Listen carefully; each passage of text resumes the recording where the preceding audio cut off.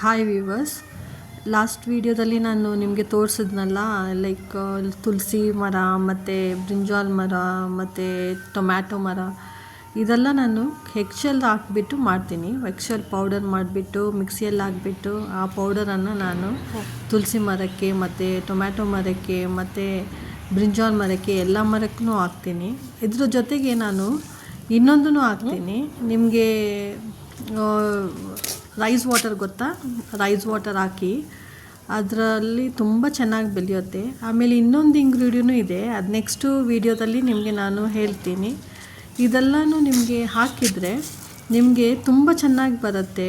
ನಿಮಗೆ ಮಿನಿ ಗಾರ್ಡನ್ನು, ಸೊ ನಿಮ್ಮ ಫ್ರೂಟ್ಸ್ ನೀವೇ ಬೆಳೆಸ್ಕೋಬೋದು, ಎಂಜಾಯ್ ಮಾಡ್ಬೋದು. ಅದು ಬಂದರೆ ಎಷ್ಟು ಖುಷಿ ಆಗುತ್ತೆ ಅಂದರೆ ಅಷ್ಟು ಚೆನ್ನಾಗಿ ಖುಷಿ ಆಗುತ್ತೆ.